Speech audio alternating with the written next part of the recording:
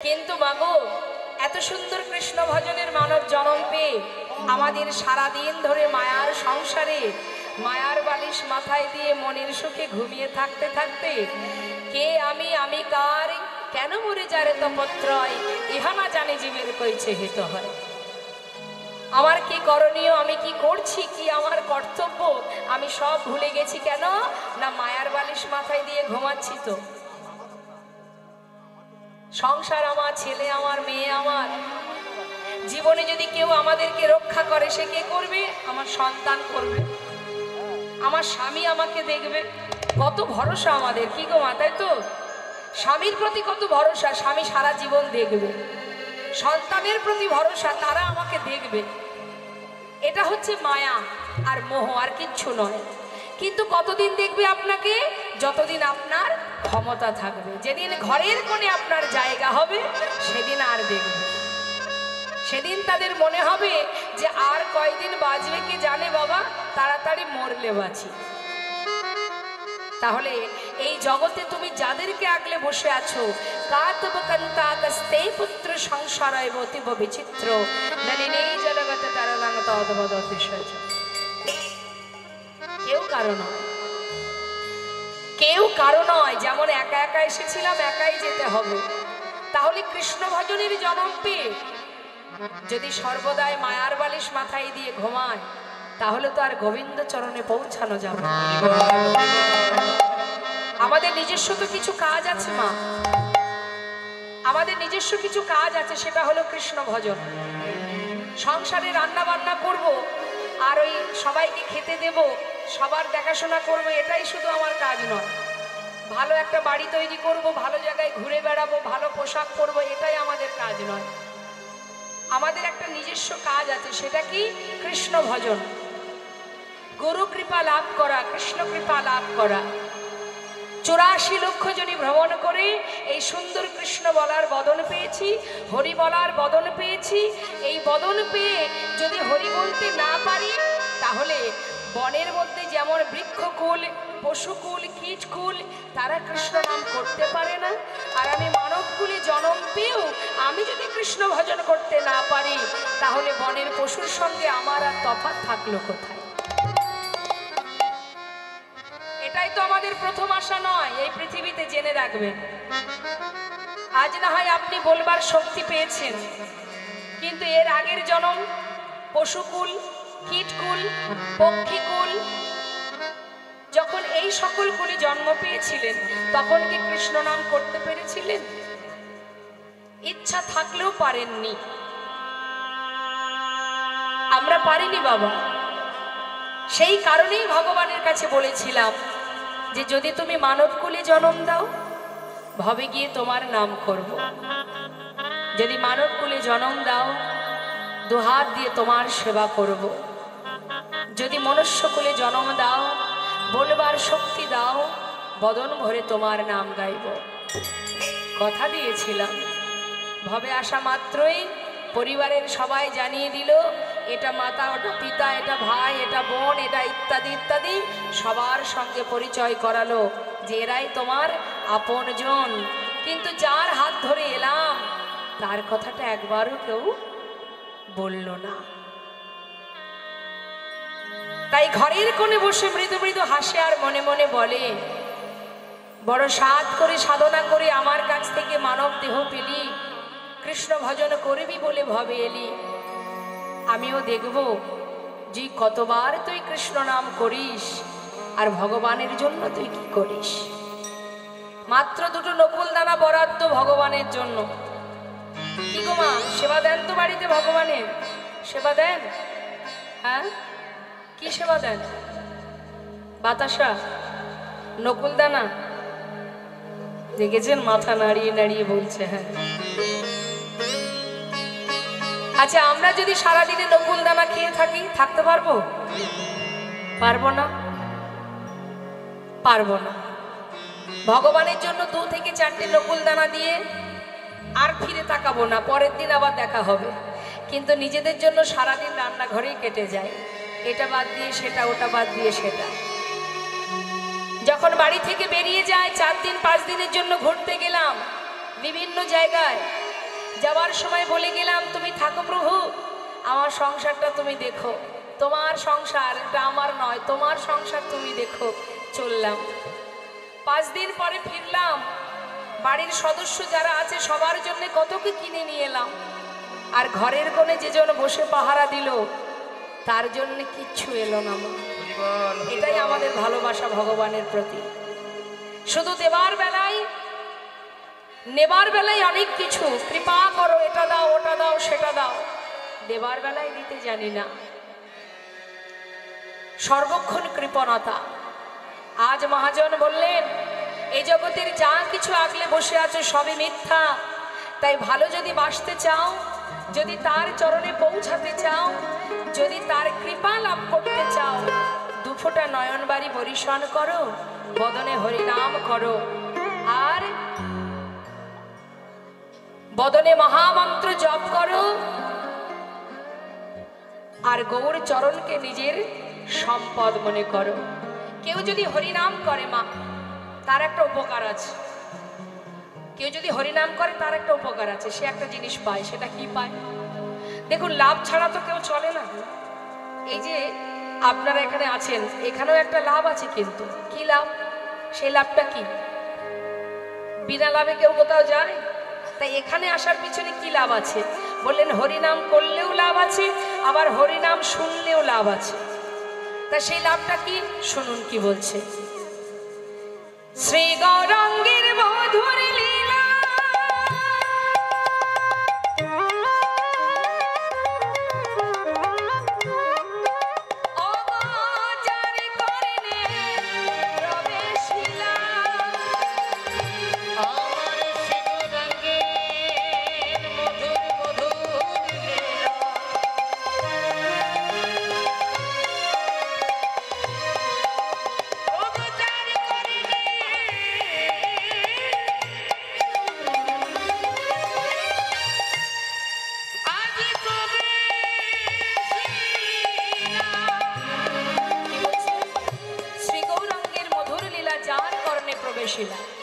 অর্থাৎ গৌর নাম যদি কারোর কানে প্রবেশ করে, তার কি হবে?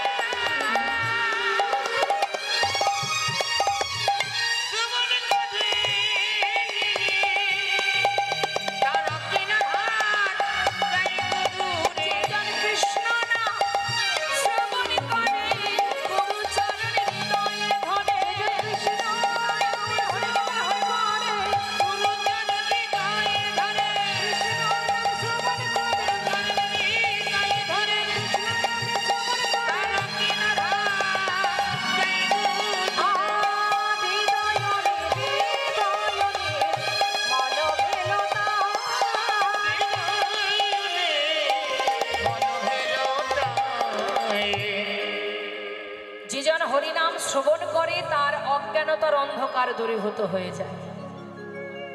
মানে কি বললেন কথাটা? হরে কৃষ্ণ। দেখেছেন, কীর্তন না শুনতে এসে ঘরে বসে গল্প করলেই তো ভালো হতো, শুধু শুধু পাপটা কুড়াতে হতো না। হরিবাসরে বসে কথা বললে তো পাপ হবে, অপরাধ হবে। এটা আমার কথা নয়, শাস্ত্রে বললেন যে হরিনাম শ্রবণ করতে বসে যদি কেউ কথা বলে, পাপ জ্বালা যন্ত্রণা দূর হওয়া তো পড়ে থাকারও জড়িয়ে যায়। এতটাই চিত্ত চঞ্চল আমাদের, মন এত অস্থির আমাদের, কথা না বলে আমরা শান্তিতে থাকতে পারি না। কে কোন দিকে যাচ্ছে, কে আসছে, কে কি করছে, এই দিকে আমাদের নজর। শাস্ত্রে বললেন, দিবস রজনী আবল তাবল পাঁচালো পড়িতে পারো, তাহার ভিতরে একবারও কি কৃষ্ণ বলিতে নারো। আগে আমাদের লক্ষ্যটাকে ঠিক করতে হবে। লক্ষ্য যে জন্য আসা সেই দিকে ধ্যান দিতে হবে। কিন্তু একসঙ্গে তো সব কিছু পাওয়া হবে না, হবে মা? গল্প করব তো মন দিয়ে গল্প করব। যখন আমরা সেবা করি তখন যদি আপনার হাতটা ধরে কেউ তুলে দেয়, এই খেতে হবে না চল, কি ভালো লাগবে? ভালো লাগবে? আপনি ঘুমাচ্ছেন, মাঝরাত্রে আপনার হাত ধরে টেনে তোলা হলো, আর ঘুমাস না চল খেতে যাব, ভালো লাগবে? তাহলে খাওয়ার সময় খাওয়া, ঘুমানোর সময় ঘুমানো। আসলে যখন আমরা লেখাপড়া করি, স্কুলে যাই, স্কুলে গিয়ে যদি বেঞ্চে বসে কথা বলেন, ছেড়ে দেবে মাস্টারমশাই? পড়ার সময় পড়া, তাই তো? ঠিক কৃষ্ণ নাম শুনবার সময় শুধু শ্রবণই করতে হবে, আর কিছু করলে কিন্তু অপরাধ। এটা আমার কথা নয়, 64 প্রকারের অপরাধ আছে। অপরাধ এক রকমের নয়, 64 ধরনের অপরাধ। তার মধ্যে 62 প্রকারের অপরাধ ভগবান ক্ষমা করে, দুটো অপরাধ ক্ষমা করে না। একটা হচ্ছে নাম অপরাধ, আর একটি হলো বৈষ্ণব অপরাধ। তাই বারবার আমি বলবো, গল্প করবেন না, কথা বলবেন না, চিত্তটাকে স্থির করুন, মন দিয়ে কৃষ্ণ নাম শ্রবণ করুন। যদি মনে হয় আপনার ঘুম আসছে, আপনি ঘরে গিয়ে বিছানায় ঘুমিয়ে পড়ুন, কিন্তু পা পোড়াবেন না। কখনো যেন ভাববেন না যে আমার অপরাধ হোক, এমন কোনো কর্ম করবেন না। এখানে বসে গল্প করা মানে পাশে যে ভক্ত মন দিয়ে কৃষ্ণ নাম শুনছে তারও সমস্যা, আর তার যদি হরিনামে বিঘ্ন ঘটে যায়, আপনি কিন্তু অজান্তেই বৈষ্ণব চরণে অপরাধী হয়ে যাচ্ছেন। আর এটা তো ভালোই জানেন যে বৈষ্ণব চরণে অপরাধ করলে তার কি দুরবস্থা হয়। যেটা হয়েছিল নবদ্বীপে, একটা প্রমাণ দিই, সেটা হলো চপল গোপাল। সারা গায়ে কুষ্ঠ হয়েছিল, বৈষ্ণবের চরণে অপরাধ করেছিল বলে। তাই বলবো বারবার চরণ ধরে, কথা বলবেন না। যদি মনে হয় ঘুম আসছে, ঘুমাতে যাবেন ঘরে, কিন্তু কখনো কারোর কাছ থেকে কোনো অপরাধমূলক পাপ কর্ম করবেন না। মহাজন বললেন, হরিনাম যদি কেউ করে, হৃদয় মাঝে কৃষ্ণ প্রেমের উদয় হয়। আর যদি হরিনাম কেউ শোনে, তাতে তার অজ্ঞানতার অন্ধকার দূর হয়ে যায়। ওমা আমার দিকে তাকায়, আপনার বাড়ি কোথায় বলুন? দেখুন, আমরা যে বাবা প্রকৃত জ্ঞান শূন্য, কেউ যদি আপনারা ভাবেন যে আমার প্রকৃত জ্ঞান আছে, হ্যাঁ, ভুল। আমরা সবাই অজ্ঞান হয়ে পড়ে আছি, আমাদের প্রকৃত জ্ঞান কারোরই নেই। মা বলুন আপনার বাড়ি কোথায়? আপনাকে জিজ্ঞাসা করছি। এইখানে বাড়ি আপনার? এখানে ঠিকানা, এখানে বাড়ি, তাই তো? জায়গাটার নাম কি? রাজারামপুর। এখানে আপনার বাড়ি, এটা আপনার ঠিকানা, তাই তো? আপনি এখানে থাকেন। এর আগে কোথায় ছিলেন? বাপের বাড়ি। বাপের বাড়িতে ছিলেন। তার আগে কোথায় ছিলেন জানেন না? আচ্ছা, যখন মারা যাবেন, মরতে তো সবাইকে হবে, মৃত্যুর পর কি এখানেই থাকবেন? থাকবেন না। তাহলে কয়দিনের জন্য এখানে আসা? মাত্র কয়েকদিনের জন্য এখানে আসা। তাহলে এটা আমার ঠিকানা হয় কি করে? এটা আমার ঠিকানা হয় কি করে? এ তো দুদিনের জন্য এসেছি। এর আগে কোথায় ছিলাম? এখানে ছিলাম না, অন্য কোথাও ছিলাম। আবার যখন মারা যাব তখনও এখানে থাকবো না, আবার অন্য কোথাও থাকবো। তাহলে এ তো দুদিনের জন্য আসা, কি করে এটা আমার ঠিকানা হতে পারে? এটা তো আমার ঠিকানা নয়। ছেলে মেয়ে বিদেশে যখন চাকরি করতে যায়, তাকে যদি পথের কোনো ব্যক্তি জিজ্ঞাসা করে যে তোমার বাড়ি কোথায়, সে তো তার নিজের ঠিকানাটা বলবে, সে তো সেখানকার ঠিকানা বলবে না যে আমি অমুক জায়গায় থাকি, আমি দক্ষিণ 24 পরগনায় থাকি, কি আমি অমুক জায়গায় থাকি, এটা জায়গার নাম বলবে তো। তাহলে ঠিক তদ্রূপ একবার চিন্তা করুন, একটু আধ্যাত্মিক চিন্তা ভাবনা করতে হবে মা।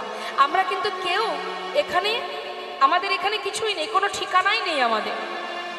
যখন মাতৃগর্ভ থেকে ভূমিষ্ঠ হয়েছিলাম, আমার কোনো জাতও ছিল না। একটা ছোট্ট বাচ্চা যখন জন্ম নেয়, তাকে যদি আপনার সামনে আমি এনে দিই, যদি বলি বলুন তো কোন জাতি, বলতে পারবেন? যদি সেই বাচ্চার আপনাকে জিজ্ঞাসা করি যে এর বাড়ি কোথায়, ঠিকানা কোথায়, বলতে পারবেন? এর নাম কি বলা যাবে? কিছুই আমরা জানি না। একটা শিশুকে দেখলে বোঝা যায় না এ হিন্দু না মুসলিম না খ্রিস্টান, কিছুই আমরা বলতে পারবো না, তাই না? তাহলে এই যে ঠিকানা, এই যে জাত, এই যে নাম, সব কিছু এখানে এসে পাওয়া। কেউ আমাকে দিয়েছে তাই আমি ব্যবহার করছি। যে নামে আপনারা আমাকে চেনেন, এটা আমি এখান থেকে এসে পেয়েছি। কোনো একজন আমাকে এই নামটা দিয়েছে, সেই নাম আমি নিয়ে ব্যবহার করছি, কিন্তু এটা তো আমার আসল পরিচয় নয়। তাহলে যেখান থেকে আমি এসেছি সেটাই আমার আসল পরিচয়।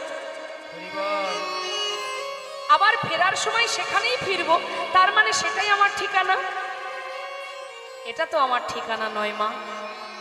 সেই কারণেই শাস্ত্রে বারবার বলছেন, জীব অজ্ঞানতার অন্ধকারে ডুবে আছে। জীবের প্রকৃত জ্ঞান নেই।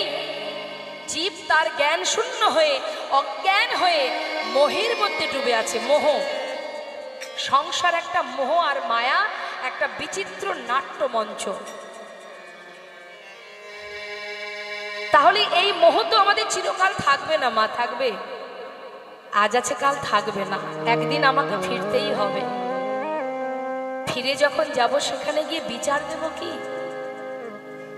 মানব দেহ পেয়ে ভবে গিয়ে করেছিলে কি? মর্তধামে গিয়ে কৃষ্ণ নাম করেছিলি, তার সেবা দিয়েছিলি, তাকে ভালোবেসেছিলি? না, মায়ার সেবা করতে করতে আমরা যে তার দাস সেটা ভুলে গিয়ে প্রত্যেকে তো মায়ার দাস হয়ে বসে আছি। কিন্তু মায়া কতক্ষণ ভালোবাসে জানেন মা? মায়া তোমাকে ততক্ষণ ভালোবাসবে যতক্ষণ তুমি তাদের জন্য করতে পারবে। জগতে একজন আছে যার কথা না ভাবলেও সে তোমার চিন্তা করে। এই জগতে একজনই আছে যাকে ভরসা করা যায়, যার উপরে নির্ভরশীল হওয়া যায়। এই পৃথিবীতে একজনই আছে যার সৃষ্টি এই ধরিত্রী, সেই সৃষ্টিকর্তা, তার উপরে ভরসা করো। সুখে দুঃখে ভালো মন্দে সর্বক্ষণ তোমার কাছে আছে। শুধু দেখার নয়ন নেই, তাই তুমি দেখতে পাচ্ছ না। এই জগতে কেউ তোমায় রক্ষা করতে পারবে না যদি তিনি রক্ষা না করেন। তাহলে কাকে ভরসা করব? সন্তান, স্বামী, পরিবার? না, রক্ষা করার মালিক একজনই। তাই ভরসাও করো সেখানে, তাকে ভালোবাসো, কর্ম করো, অর্থ উপার্জন করো, ছেলে মেয়ের ভবিষ্যৎ করো, সবই করো, কিন্তু নিজের জনকে ভুলে যেও না। যে তোমার নিজের জন। দেখুন, সবাই মিলে একবার আমরা এই হরিবাসরে দুবাহু তুলে মহামন্ত্র জপ করব। যে মহামন্ত্র ছাড়া কলিজীবের গতি নাই, সেই হরিনাম একবার সবাই মিলে গাইব। একবার দুহাত তুলতে হবে সবাই মিলে। বাহ, এদিকে মায়েরা দুহাত তুলে একবার প্রাণ ভরে মহামন্ত্র জপ করুন। অন্তর থেকে গাইবেন। আমি বলেছি বলেই যে গাইতে হবে এমন কোনো কথা নেই। যদি আপনার মন থেকে চাই, আপনি প্রাণ ভরে গাইবেন, স্বতঃস্ফূর্ত মন নিয়ে গাইবেন। কেমন? হরে কৃষ্ণ হরে কৃষ্ণ। একটু হাত তুলতে হবে। যারা উপরে বসে আছেন একটু হাত তুলুন। হ্যাঁ, কৃষ্ণ কৃষ্ণ হরে হরে, হরে রাম হরে রাম, রাম রাম হরে হরে, হরে কৃষ্ণ। বলুন হরে।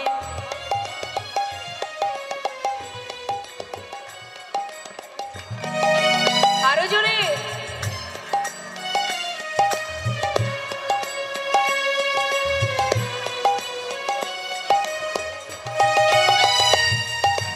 এত মিষ্টি কণ্ঠ এবং এত রিদিমে, মানে তালে গাইছেন, খুব ভালো লাগছে। কিন্তু কিন্তু আরেকটু জোর হবে। হ্যাঁ, একটু জোরে মা, আরেকটু জোরে। কেমন? খুব ভালো হচ্ছে, খুব সুন্দর হচ্ছে। হ্যাঁ, প্রাণ ভরে নাম করুন। হরি বল। হরে কৃষ্ণ হরে কৃষ্ণ, কৃষ্ণ কৃষ্ণ হরে হরে, হরে রাম হরে রাম, রাম রাম হরে হরে, বাবা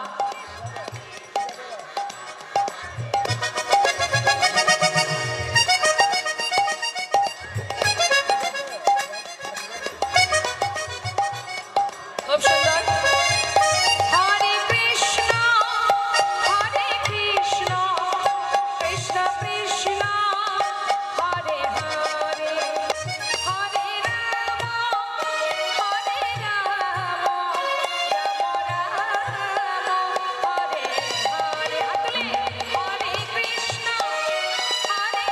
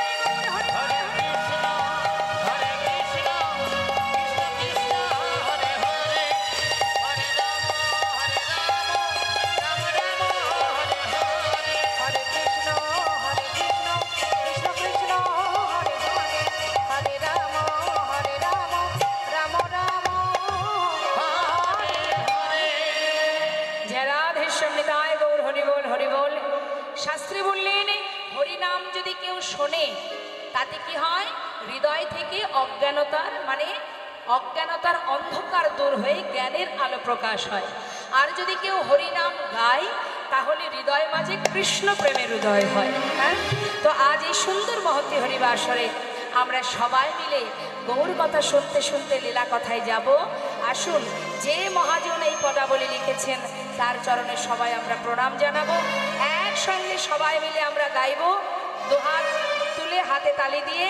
শ্রী গৌরাঙ্গের ভক্তগণে নিত্য সিদ্ধ করি মনে, শ্রী গৌরাঙ্গের ভক্তগণে নিত্য সিদ্ধ করি মনে, শ্রী গৌরাঙ্গের ভক্তগণে নিত্য সিদ্ধ করি মনে। জয় ব্রজেন্দ্র সুত পাশে রে, জয় ব্রজেন্দ্র সুত পাশে রে, জয় ব্রজেন্দ্র সুত পাশে রে, জয় ব্রজেন্দ্র সুত পাশে রে, জয় ব্রজেন্দ্র সুত পা। গৌরমণ্ডল ভূমি যে বাজানে চিন্তা মন, গৌরমণ্ডল ভূমি যে বাজানে চিন্তা মন, গৌরমণ্ডল ভূমি যে বাজানে চিন্তা মন। তার হয় ব্রজ ভূমি বাস রে, তার হয় ব্রজ ভূমি বাস রে, তার হয় ব্রজ ধামে বাস রে, তার হয় ব্রজ ধামে বাস রে, তার হয় ব্রজ ধামে বাস। গৃহেতে বনেতে থাকো হা গৌরঙ্গ বলে ডাকো, গৃহেতে বনেতে থাকো হা গৌরঙ্গ বলে ডাকো, গৃহেতে বনেতে থাকো হা গৌরঙ্গ বলে ডাকো। নরোত্তম মাগে তার সঙ্গ, নরোত্তম মাগে তার সঙ্গ, নরোত্তম মাগে তার সঙ্গ, নরোত্তম মাগে তার সঙ্গ, নরোত্তম মাগে তার সঙ্গ। ঠাকুর নরোত্তম দাসের এই সুন্দর পদাবলী দিয়ে গৌরচন্দ্রিকা আস্বাদন করলাম। এই নরোত্তম দাস প্রথম কিন্তু মা বাংলাদেশে পদ্মা নদীর ধারে এই কীর্তন করেছিলেন খেতুরি ধামে দোল পূর্ণিমা রাত্রে। তিনিই প্রথম এই কীর্তন করেন। কোথায় হয়েছিল তাহলে কীর্তন? সর্বপ্রথম বাংলাদেশে, তারপর দিকে দিকে ছড়িয়ে যায়। আর গৌর হরি তিনি যে কীর্তন করেছিলেন সেটা হলো হরিনাম সংকীর্তন, অর্থাৎ মহামন্ত্র হরিনাম। হ্যাঁ, তো আসুন, আমরা এত সময় গৌর কথায় ছিলাম, এবার আমরা চলে যাব লীলা কথায়। তো লীলা কথায় যাওয়ার আগে সবাই মিলে দুটি বাহু তুলে আমরা একটা ভজন শুনতে শুনতে লীলায় চলে যাব। কেমন? জয় রাধেশ্যাম জনিত জয় গো। মায়েরা উলুধ্বনি জানেন? একটু শোনান। রাধে রাধে রাধে।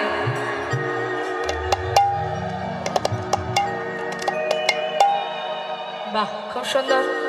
চলো চলো চলে যা। আচ্ছা, কে কে গেছেন বৃন্দাবনে একটু দেখি, হাত তুলে দেখা। যাওয়া হয়নি? বলুন তো বৃন্দাবনের সরকারকে। রাধে রাধে, খুব সুন্দর বললেন। চলো চলো চলে যা কোথায়? বৃন্দাবনে চলো রে সবাই।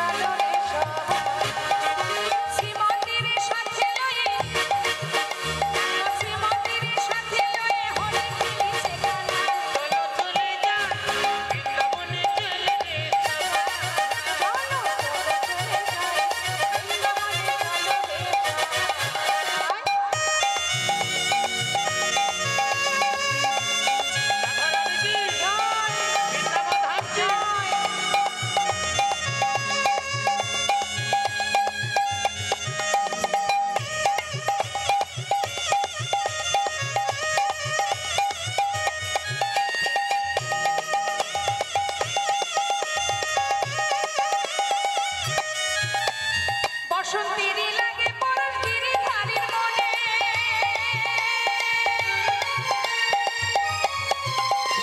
ফাগুন রঙে খেলে হরি রাধা রানীর সনে। বসন্তেরই লাগে পরশ গিরিধারীর মনে,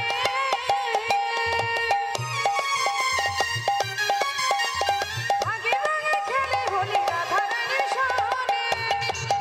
আহা রঙিন হলো কানুর রঙে, রঙিন হলো কানুর রঙে, আয়ানের ঘরনি তাই চলো চলে যা। চলো চলো চলে যাই, বৃন্দাবনে চলো রে সবাই।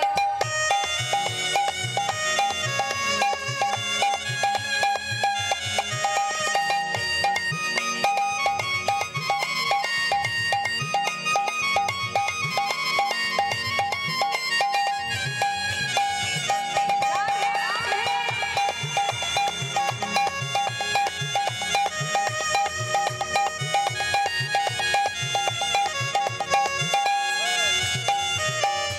কেমন খেলা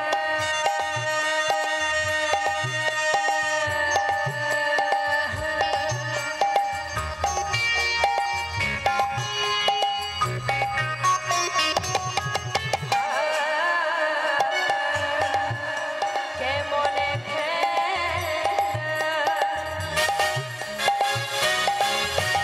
কেমন খেলা, আহা কেমন খেলা, কেমন খেলা খেলে আমার মদন মোহন, মদন মোহন। প্রেমের রঙে রাঙায় হয় অমলারি মন। হায়, কেমন খেলা, কেমন খেলা, হায়, কেমন খেলা খেলে আমার মদন মোহন, প্রেমের রঙে রাঙায় হয় অমলার মন। শ্রীমতী রইলা যুগমদন, শ্রীমতী রইলা যুগমদন, কৃষ্ণ চূড়া রাঙা। চলো চলো চলে যাই, বৃন্দাবনে চলো রে সবাই। বৃন্দাবনে চলো রে সবাই, বৃন্দাবনে চলো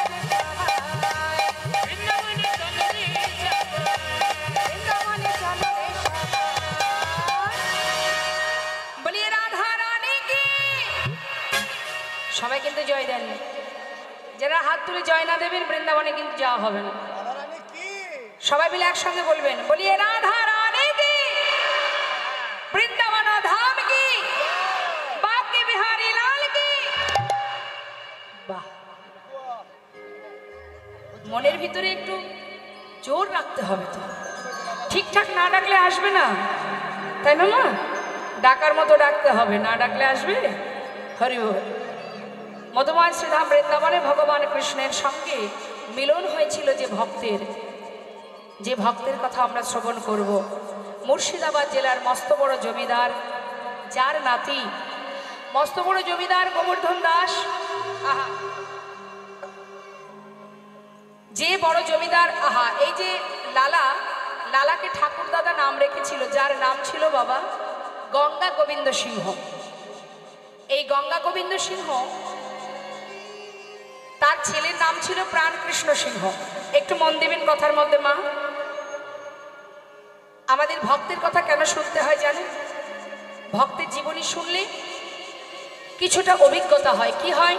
যে কেমন করে ভক্ত ভগবানকে ভালোবেসেছিল সেটা জানা মানেই কিন্তু আমরাও সেই পথ, যাতে সেই পথ আমরাও ধরতে পারি, সেই পথ অনুসরণ করতে পারি, সেই জন্য ভক্তের জীবনী শুনতে হয়। তা বলছি, গঙ্গা গোবিন্দ সিংহের ছেলের নাম প্রাণকৃষ্ণ সিংহ, আর প্রাণকৃষ্ণ সিংহের ছেলের নাম কৃষ্ণচন্দ্র সিংহ। এই যে কৃষ্ণচন্দ্র সিংহ মা, এই কৃষ্ণচন্দ্র সিংহের ঠাকুর দাদাকে কে? ঠাকুর দাদা আমার সঙ্গে কথা বলতে হবে কিন্তু, না হলে কিন্তু জানবো আপনারা শুনছেন না।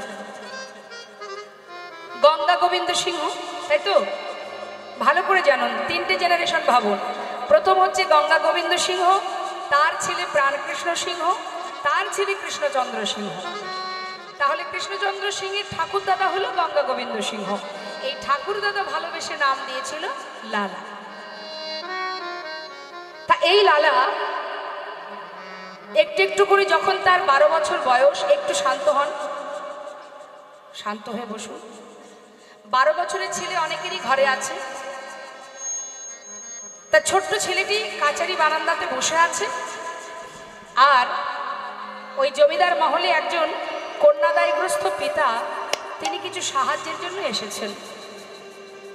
এখন ওই জমিদার মহলের একটা নিষেধাজ্ঞা আছে যে তিনি ওই মহল থেকে কাউকে কোনোদিন কিছু দান করবেন না, যখন তখন যাকে খুশি তাকে দান করতে পারবেন। এখন যখন একজন কন্যাদায়গ্রস্ত ব্রাহ্মণ এসে দাঁড়িয়েছে কিছু সাহায্য নেবে বলে, দাঁড়ে যে দাঁড়িয়ে আছে মা, দাঁড়ি প্রহরী, তার কাছে বারবার বলছে যে আমায় কিছু সাহায্য দিন। দাঁড়ি বলছে, শোনো, এখানে কিছু সাহায্য পাওয়া যাবে না, তুমি চলে যাও। কিছু সে কোনো কথাই শুনছে না। অসহায় পিতা এসেছেন কিছু নেবার জন্য, কিন্তু কোনো কথাই শুনছে না। বারবার সেই দাঁড়ি তাকে ধাক্কা দিয়ে তাড়িয়ে দিচ্ছে। আর এই ঘটনাটা দেখছে তার সন্তান প্রাণকৃষ্ণ সিংহের পুত্র লালা। দূর থেকে দেখে বলছে, দাঁড়ি, তুমি এমন করে বারবার ওনাকে তাড়িয়ে দিচ্ছ কেন? কি চাইছেন উনি?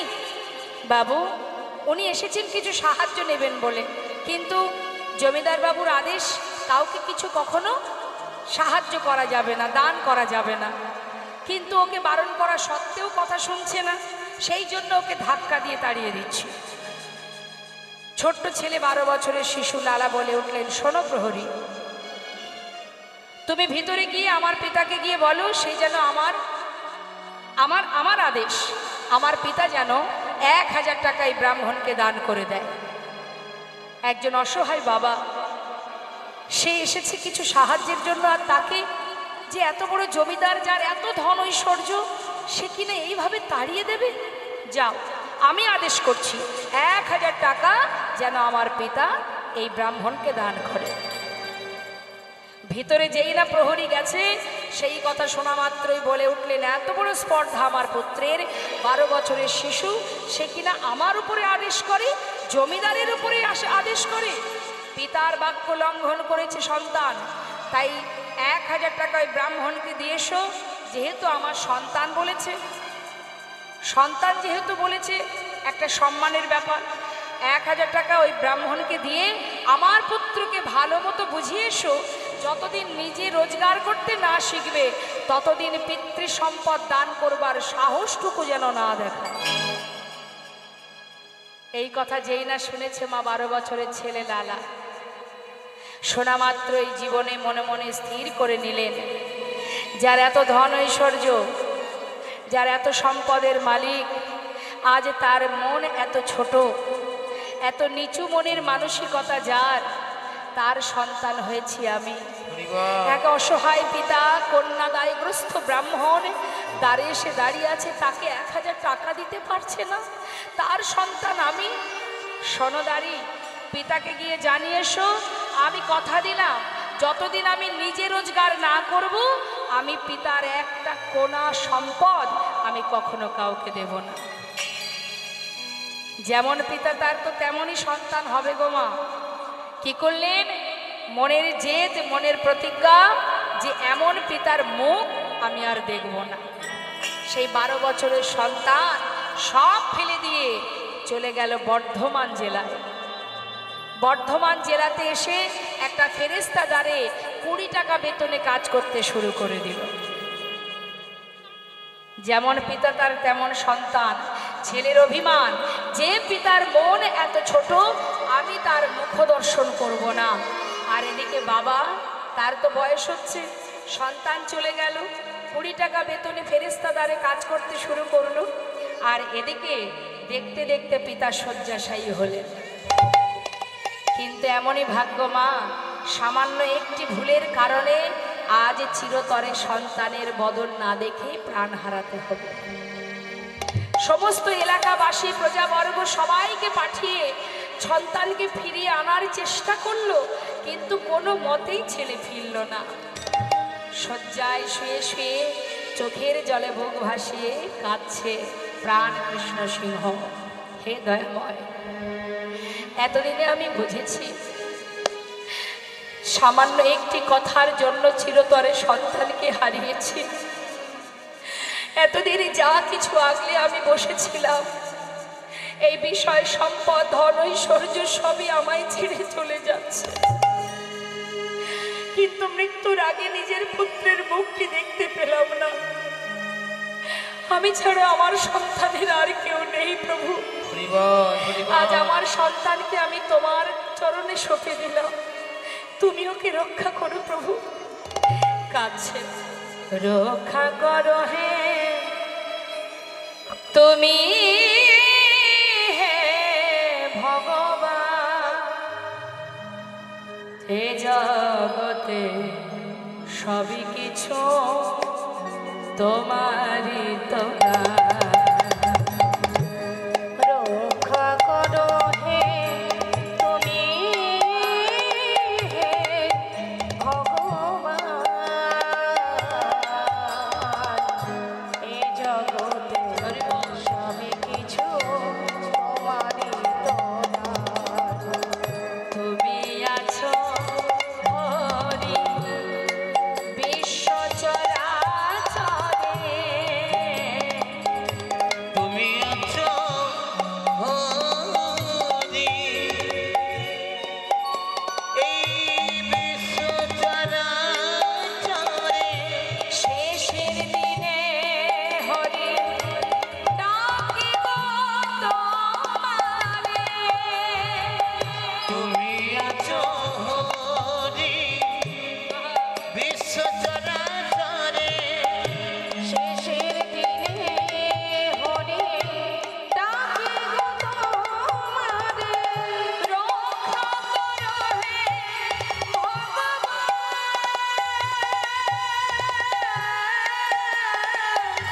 রক্ষা করো হে ভগবান।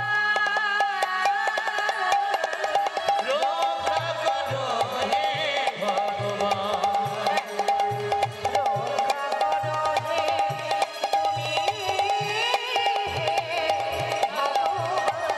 বলো হে জগতে সবই কিছু তোমারই তো দান। বলো হে জগতে সবই কিছু তোমারই তো দান। আমরা যখন মোহে ডুবে যাই না মা, আমরা ভাবি সবই আমার, কিন্তু যখন আমাদের অন্তিম সময় আসে তখন আমাদের চৈতন্য হয় যে এ জগতে যা কিছু আমি পেয়েছি সবই তোমারই দান। নিতাই গৌর হরি বল। যেদিন আমরা ইহজগতের সম্পদের প্রতি মোহমায়া থাকবে না, তখন কিন্তু মা আমরা বুঝতে পারবো যে কোনটি আমার আর কোনটি আমার নয়। কিন্তু যত সময় এই পার্থিব জগতের বিষয় সম্পদের মধ্যে আকৃষ্ট হয়ে যাব, তত সময় কিন্তু মা আমার আমার করে আমাদের গোনা দিন ফুরিয়ে যাবে, আর কোনটি সার কোনটি অসার সেটা বোঝা হবে না। যে প্রাণ কৃষ্ণ সিংহ এতদিন টাকা পয়সা বিষয় সম্পদ এক অসহায় পিতাকে দিতে না পেরে আমার আমার করে রেখেছিল, আজ সেই প্রাণ কৃষ্ণ সিংহ কেঁদে কেঁদে বলছে এ জগতে সব কিছু তোমারই দান, তুমি দিয়েছ, তুমি এই বিশ্ব চরাচরে আছো, তুমি আমার সন্তানকে রক্ষা করো। প্রাণ কৃষ্ণ সিংহ কাঁদতে কাঁদতে যখন তার প্রাণ পাখিটা উড়ে চলে গেল। সেই খবর চলে গেল তার সন্তানের কানে।